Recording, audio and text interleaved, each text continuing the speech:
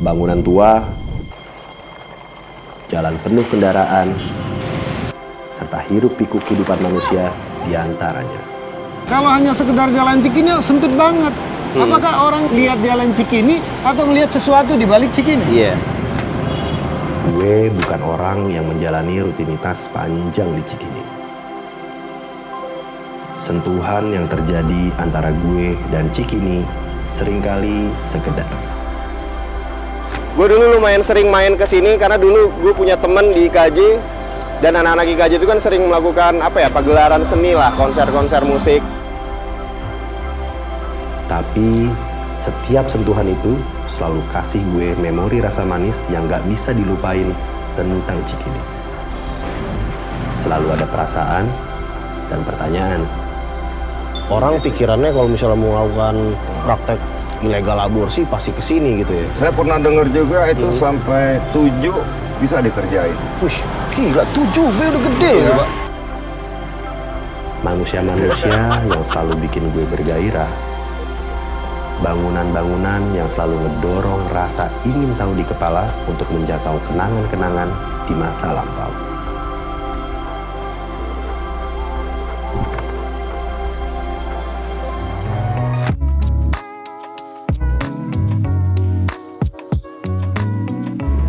Kita sekarang berada di Jalan Cikini Raya.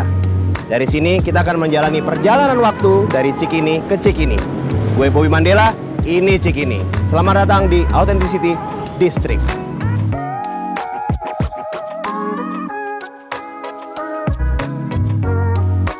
Cikini adalah salah satu dari 5 kelurahan di Kecamatan Menteng, Jakarta Pusat. Luas wilayah Kelurahan Cikini adalah 0,82 km persegi atau 82 hektar. Itu setara dengan 12,56% dari wilayah Kecamatan Menteng secara keseluruhan.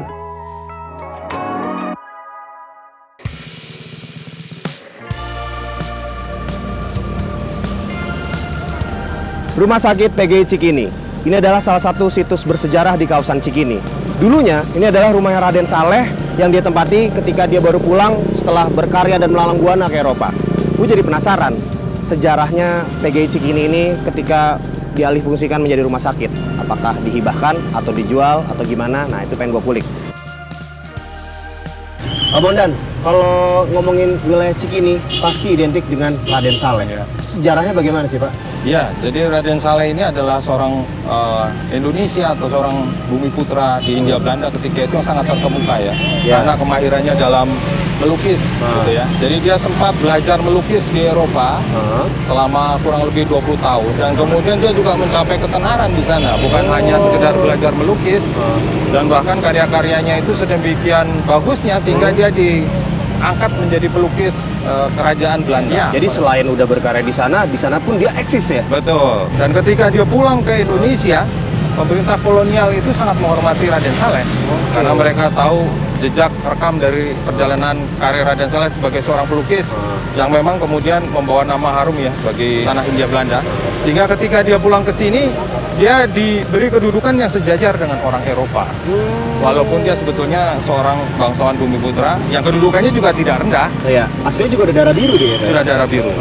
Jadi karena itulah kemudian Raden Saleh ini punya hak untuk memiliki tanah yang luas. Nah, karena itulah kemudian dia memberi tanah di daerah Weltovreden ya, yang ketika itu namanya juga sudah Cikini dalam bahasa Melayu begitu ya, satu kawasan di selatan kota Batavia yang memang disiapkan oleh pemerintah kolonial ketika itu untuk menjadi tempat hunian atau tempat tinggal bagi kalangan elit ya, karena kota tua itu sudah tidak sehat.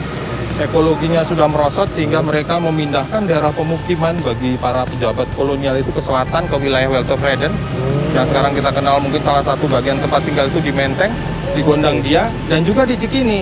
Nah, di Cikini inilah Raden Saleh kemudian membeli sebidang tanah yang cukup luas dan dia juga membangun rumah di situ. Nah, itulah kemudian kenapa Cikini identik dengan Raden Saleh. Iya.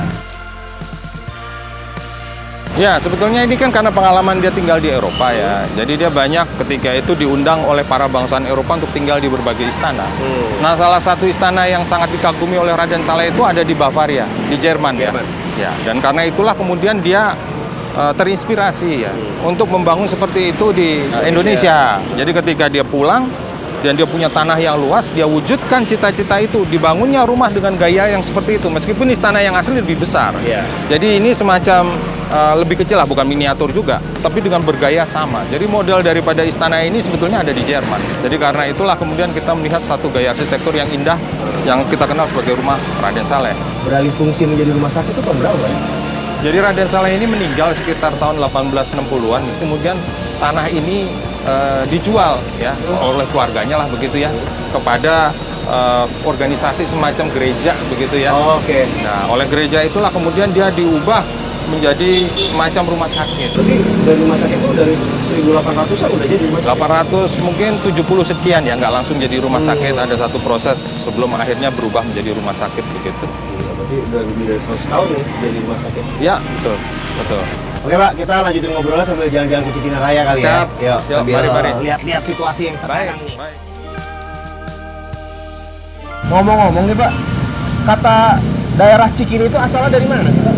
Ya, jadi nama tempat di Jakarta itu banyak yang berdasarkan kepada ciri khas dari daerah itu yang biasanya adalah vegetasi atau tanam-tanaman atau pohon-pohonan ya. Oh gitu. Jadi menurut pandangan banyak orang itu dulu di sini banyak pohon kini gitu ya, pohon kini. Dan pohon ini kini kan ada ya. sungai nih, Ah. Ci. Nah itu di sekitar sungai itu banyak-banyak pohon kini. Jadi itulah sebabnya asal kata dari kata Cikini gitu ya. Makanya kalau pondok bambu, Ya, pondok betul. pinang, begitu. gitu dari Ya. vegetasi. Vegetasi, tanaman-tanaman yang dominan di daerah itu.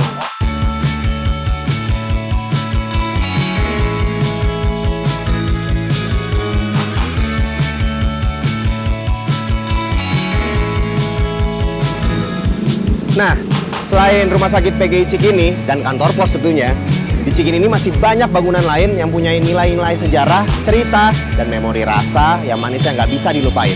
Nah, sekarang, mumpung kita lagi di Cikini, pasti lu penasaran kan? Pengen tahu kulinernya kayak apaan sih? Makanya ikutin gua ya terus, ya nggak?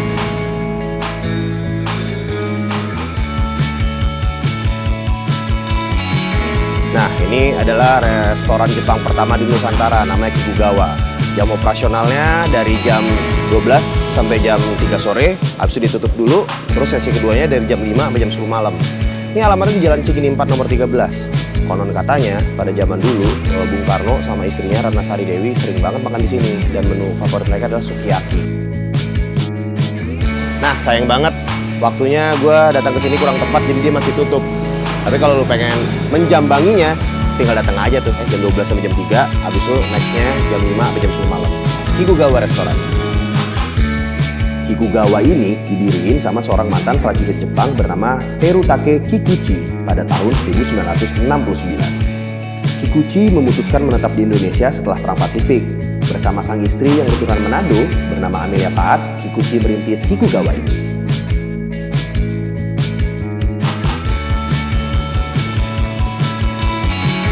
Cikini memang banyak banget titik-titik makanan yang legendaris. Selain Kikugawa Japanese Restaurant tadi, di sini juga ada gado-gado Bonbin dari tahun 60 tuh, seperti tulisannya. Kenapa namanya Bonbin? Karena dulunya adalah jalan kebun binatang. Jalan kebun binatang itu karena di sebelah sana, zaman dahulu kala Raden Saleh pernah membuat kebun binatang. Dan menurut katanya nih ya, sejarawan, konon itu adalah cikal bakal kebun binatang Ragunan. Ini dia gado-gado Bonbin yang terkenal itu dari tahun 60. Ini ciri khasnya adalah dia nggak diulek ya, jadi saus kacangnya tuh udah jadi, udah di panci gede, tinggal siram, terus sambelnya dipisah. Sambelnya agak-agak asem ya. Gue suka pengen sambelnya. Coba ya, ini ada empingnya dan dia makan pakai kerupuk udang. Oh iya, ini udah generasi keduanya loh nih. Dia tahun 60.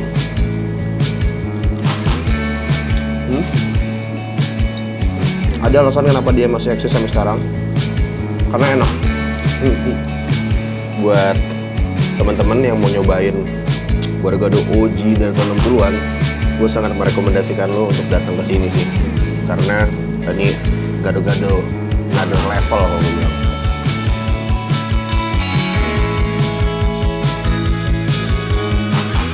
Wah, seru. Kalau ngebahas kuliner di Cikini, gua rasa satu season juga nggak bakal cukup. Karena banyak banget kuliner-kuliner seru yang bersejarah pula. Cikini, men. This is Cikini. Taman Ismail Marzuki adalah bagian lain yang paling sentral di Cikini. Gak cuma secara sejarah, tapi juga dalam konteks kekinian. Taman Ismail Marzuki alias TIM pada dasarnya adalah pekarangan rumah Raden Saleh yang dihibahkan sebagai taman publik dan kebun binatang pada 1864. Dulu namanya Taman Raden Saleh. Sebelum Perang Dunia Kedua, pemerintah Hindia Belanda ngebangun TIM sebagai kompleks hiburan yang terdiri dari bioskop, lapangan tenis, restoran, hingga kebun binatang. Nah, di zaman Gubernur Ali Sadikin tahun 1968, TIM diperuntukkan bagi kegiatan seni masyarakat. Pusat kegiatan TIM terdiri dari Gedung Geraha Bakti Budaya, Teater Arena, Planetarium yang jadi pusat pembelajaran antariksa, hingga kampus Institut Kesenian Jakarta. Wah, gila udah bener-bener berubah. Gak kebayang bakal jadi kayak gini. Saat ini Pemprov DKI Jakarta sedang melakukan revitalisasi area kompleks TIM. Dan ini adalah sebuah langkah besar bagi pembaruan area Cikini tentunya ya. Dan kabarnya sih progresnya sudah sampai 90%-an. Ya, kita akan lihat bagaimana proses ini ketika sudah selesai. Ini kalau zaman dulu ya, ini udah berubah banget. Dulu di sini ada namanya Bata Merah. Ini ada tukang nasi goreng, tongseng. Sering banget orang-orang nongkrong di sini. Gue termasuk yang sering makan siang di tempat Bata Merah ini. Dan sekarang udah jadi bangunan yang sangat bagus, futuristik. Dan ini tempat gue jalan. Dulu tempat banyak orang nongkrong di mana apa ya, sekoteng, wedang ronde, habis itu ngopi-ngopi, terus nasi goreng, nasi gila, semua di sini. Nongkrong malam-malam lesehan. Gue inget banget dulu hampir tiap malam ada orang yang selalu bawa musang di sini nih. Hampir setiap gue kesini selalu ada orang yang bawa musang. Entah siapa lah itu ya. Terus dulu di sini ada bioskop. Kalau planetarium masih ada. Cuman yang khasnya TIM tuh di pojok sebelah sana. Zaman dulu tuh ada poster-poster besar tentang pagelaran seni atau pameran karya-karya yang dilangsungkan di TIM. Itu letaknya di sana. Sekarang udah nggak ada.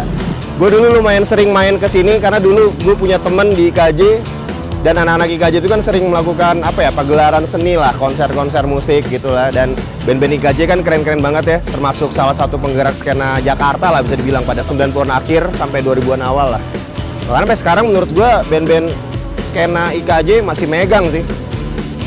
Wah, memori paling manis gua di Taman Ismail Marzuki adalah gua nonton Utha Likumahua di sini. Sebelum dia meninggal pastinya ya, disitulah gue mulai kehook sama lagu-lagu dia. Soalnya waktu gue kecil gue nggak terlalu dengerin ya. Itu gue inget tahun 2004, gue nonton di sini.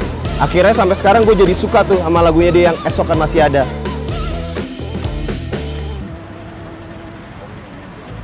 Pak Yayat, Ya. Ini bisa dijelaskan nggak sih Pak secara teritorial nih ya? Iya. Secara Cikini itu dari mana ke mana sih Pak? Sebetulnya batas teritorial orang banyak melihat batas administratif, batas kelurahan, ya. Tetapi sebetulnya kalau model Cikini ini lebih cocok batas fungsional. Fungsionalnya justru ya? Fungsional itu artinya penempatan fungsi-fungsi yang untuk menghidupkan kawasan. Oh. Misalnya contoh kantor pos, ada kantor pos Cikini kan, yang lama. Ya. Fungsionalnya pelayanan wilayahnya, orang mengidentikan lokasi dengan satu fungsi. Nah, kemudian ada misalnya toko roti yang bagus, Ya. ada di sini. Kemudian ada gedung juang. Jadi satu kawasan itu kadang-kadang orang tidak membedakan apakah ini masuk Cikini atau bukan. Tapi kadang-kadang Brandingnya. tempat itu menjual. Contohnya mohon maaf ya. Ya. Saya bandingkan misalnya orang di Serpong. Ya. Kadang-kadang karena nama Serpong itu tinggi nilai jualnya, Ya. 14 km, 20 km orang tetap jual nama Serpong. Iya benar, benar. Artinya sama dengan Cikini. Jadi makanya Cikini itu kan ada satu brand tempat yang kadang-kadang melebihi batas administratif wilayahnya. Contohnya apa tuh Pak? Nah, contohnya misalnya, kalau orang melihat Cikini itu mana sih? Apakah di jalan Cikininya saja? Kalau hanya sekedar jalan Cikini sempit banget. Apakah orang lihat Cikini ini, lihat jalan Cikini, atau melihat sesuatu di balik Cikini? Iya.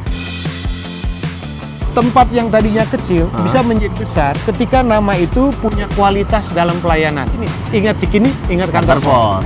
Tapi buat orang yang jatuh cinta pun Cikini menarik juga. Iya. Cikini gondang dia, aku begini karena dia. Yes, sudah.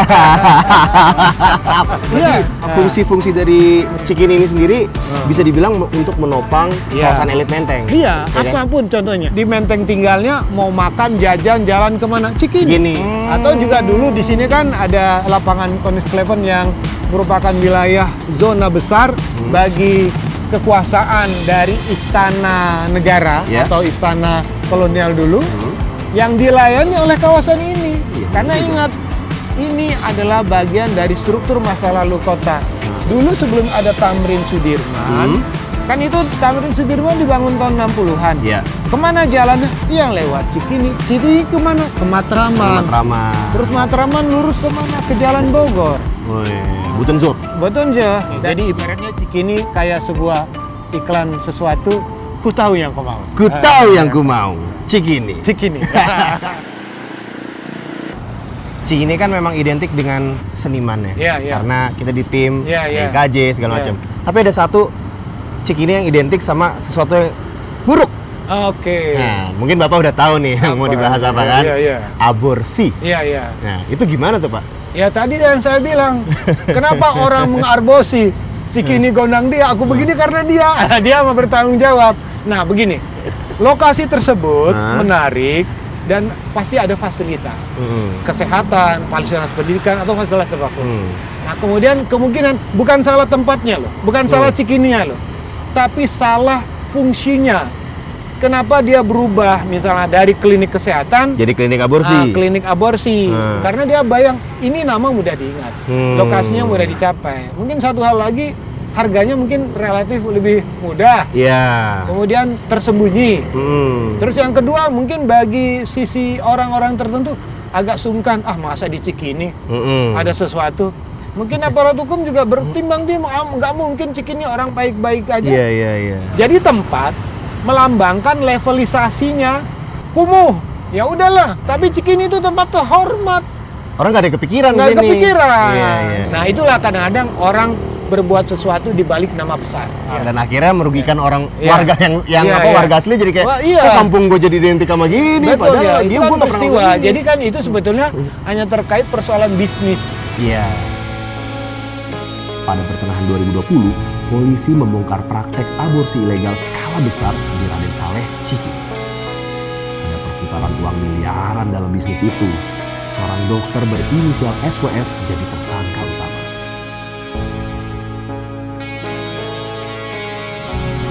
Sebenarnya jauh sebelum tahun 2020 ini, praktek ilegal aborsi sangat identik di Jalan Raden Saleh ini sendiri. Dan sekarang gue berada di Jalan Raden Saleh, di mana tempat dokter SWS yang melakukan praktek ilegal aborsi pernah didirikan di sini. Dan sekarang gue pengen ngobrol-ngobrol sama warga sekitar tentang bagaimana sisi gelap Cikini tersebut. Ya, dengan Pak siapa, Pak? Pak Iwan. Pak Iwan. Pak Ian. Pak Ian, Pak Iwan dan Pak Ian ya Pak ya. Ya. Bapak udah berapa lama Pak tinggal di daerah Cikini sini Pak? Dari tahun 64. 64? Iya. Wah, asli sini berarti ya? Asli. Bapak juga? Ya, Di sini? di sini. Nih Pak, kalau Bapak sendiri berarti tahu lah ya ada praktek aborsi ilegal di sini yang beberapa tahun lalu sempat ditangkap itu dokter SWS Pak. Itu prakteknya di mana Pak? Awalnya dia mulai praktek segala macam. Dia berpindah-pindah Pak ya. Dari awal tuh yang setahu saya mah posisinya yang rumah ini nih Pak. Yang ini ya? Dia Pindah kecium, pindah ke sebelah kanan sana. ke sebelah sana. Iya, terus pindah ke tiga. Oh ke situ. Habis itu yang ketangkep dia di mana? Saya di ruko. Ruko. Itu di gerbang. Itu awalnya bisa tercium sama warga itu gimana tuh Pak? Warga itu sendiri membantu dia orang Pak. Oh ada juga ya? Iya ada beberapa warga itu ya mencari uangnya itu dengan cara seperti itu membantu dia orang gitu loh. Kayak brokernya gitu lah Pak? Ya kayak calo lah ya. Calo. Calo. Sistemnya gimana tuh Pak? Itu dia dari harga yang setahu saya yang saya dengar ya. Biarpun bukan saya pemain Iya, ya. iya. Karena ya tetangga sendiri yang menceritakan, lo nanti kalau ada pasien kasih gua. Kita dapat 25% dari harga. Dari harga yang udah didilih. Cuma harga 2 juta, 25%-nya Iya. buat calon gitu kan. bisa dibilang warga juga ikut nyari-nyari kayak nawar-nawarin gitu Ya. juga. Ada ya. Dia nawarnya tuh terutama di pinggir-pinggir jalan ya. Jadi ada pergerakan motor atau angkutan umum bajai atau mobil. Dia tahu tuh pergerakan itu pasien. Gaya-gayanya gitu dia Gaya-gayanya tahu. nih. Terus sampai tuh kalau ada mobil atau yang saya sebutkan tadi, jalannya pelan-pelan. Kayak nyari alamat gitu ya. Kayak nyari alamat. Dikejar terus sama motor sama dia. Langsung Baru ditanya. ditanyain. Caranya si dokter SWS itu untuk mengelabuhi warga atau menutupi kegiatannya itu gimana tuh Pak kedoknya? Dia sebetulnya untuk mengelabui warga itu nggak ada cara. Gak ada cara ya? Dia fair aja. Gitu. Oh berarti otomatis warga juga tahu. Tahu. Karena dapat Pasien. persenan ya. Iya, karena dapat persen. Kalau dari Bapak sendiri bagaimana Pak perasaan Bapak dengan Cikini dan Raden Saleh diidentikan dengan Malu praktek Pak. ilegal aborsi? Malu Pak ya? Malu Pak, karena kenapa? Saya waktu dari kenal sekolah itu belum ada Pak ya. Praktek Klinik-klinik kayak gini praktek gini Pak ya. Itu lama sekali Pak. Dari tahun 80-an ya. 80-an apa ya? Udah mulai itu. Udah mulai aktif lah.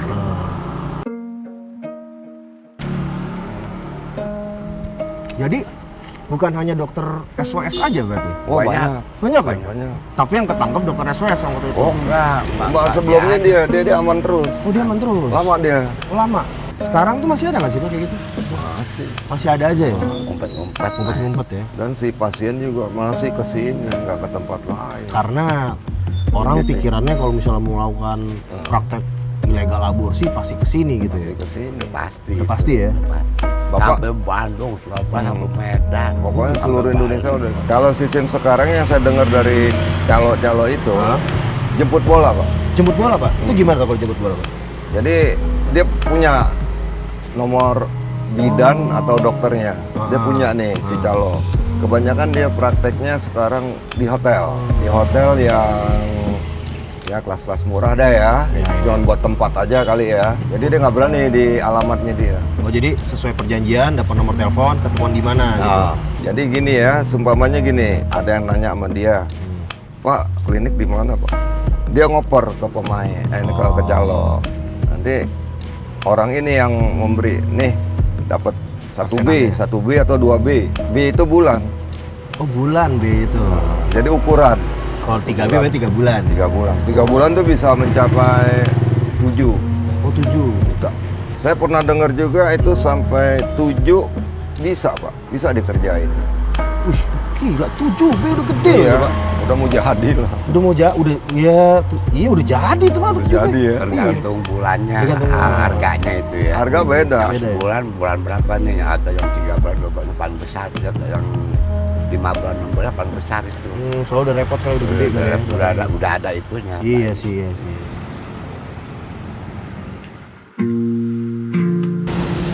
Sejarah itu membuat catatan. Catatan itu menjadi sebuah peristiwa Ya. yang menjadi suatu pegangan bagi semua orang untuk memilih tempat atau kegiatan di satu tempat itu. Makanya misalnya sejarah, ada seniman besar Raden Saleh, Ya. ada kebun binatangnya, ada rumahnya. Ingat Raden Saleh, ingat Cikini. Iya betul. Ingat Raden Saleh, ingat seni. Kota itu bukan hanya sekedar bangunan fisik. Kota itu juga harus punya daya tarik.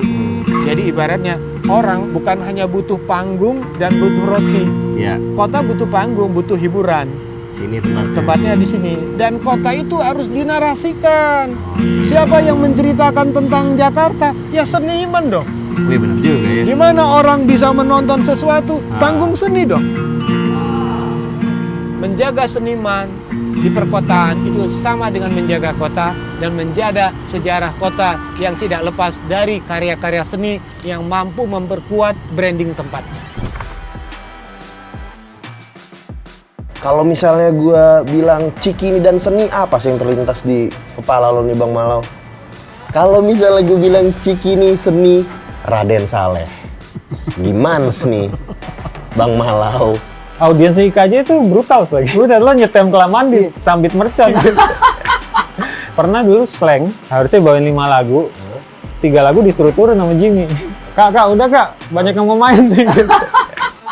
Sampai yang paling epic kita ditimpuk nasi kotak tapi nggak dikaretin jadi sampai terbang. Tetaplah di istanamu, langit yang biru kelabu. Biarlah rinduku ku simpan bersama mimpiku. Bilakah kau ajak aku